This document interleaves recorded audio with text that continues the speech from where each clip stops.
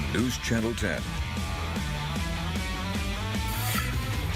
Welcome into the wrap-up. It is 11 p.m., so that means it's time for some high school football highlights. Zach Woodard joined alongside Maya Kitchens. Maya, we talked briefly about it at the end of the 10, but we have plenty more highlights than what we saw earlier. Yeah, we do. And like you said at 10, it's just been an exciting week. We're over halfway through the season.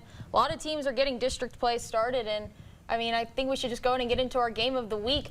It was the Boss Bowl, Canyon and West Plains out at Happy State Bank Stadium for a big one. The winner gets to take home the coveted Boss Hog Trophy.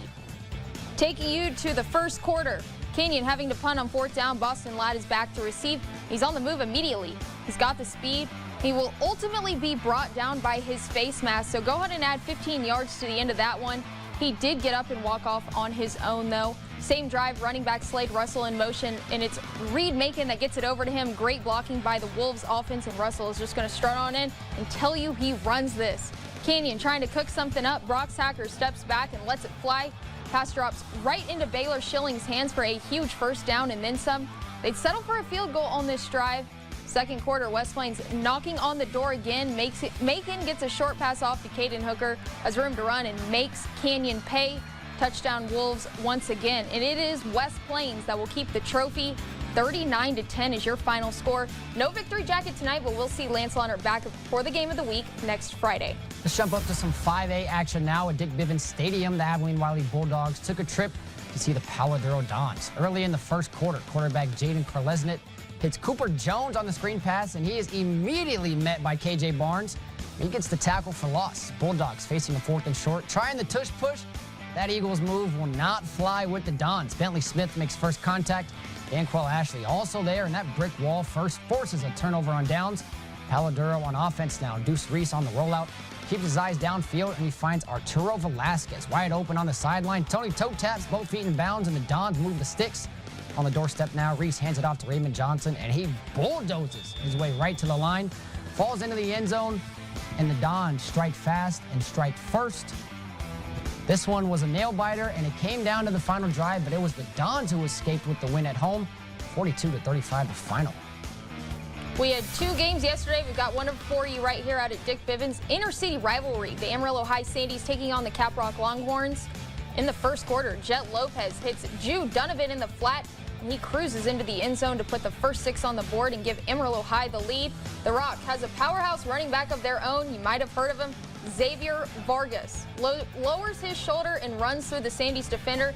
Will take a whole storm to bring them down. Amarillo High marching it back down the field. Donovan gets the carry, goes into the pile, turns on the Jets and takes a hit towards the goal line, but falls in for the touchdown. And the Sandies will take care of business and come away with a 45-10 win. TPSN broadcaster Alan Robertson called the contest and has a post-game report.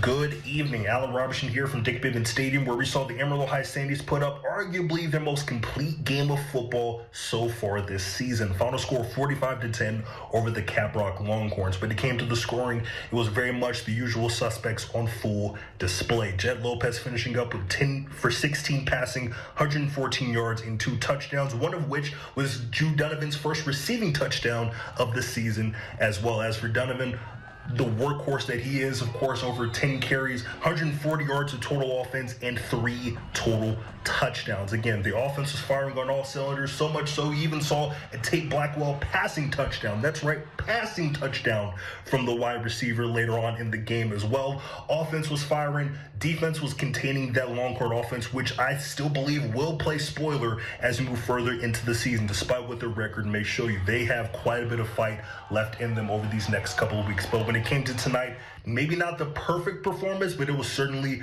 pretty darn close on all 3 parts of the game. All 3 parts of the game, with the special teams coming up in big ways as well. Shout out to Creed Cavalier with a 62-yard punt return before he got into the first half as well. So again, another amazing performance from the Sandies as they get into their bye week and get into the home stretch of the season in just a couple of weeks. In the meantime, again, final score 45-10 as the Sandies came up with a huge win on Thursday night. For Phil Woodall, this has been Alan Robertson here from Dick Bivens Stadium.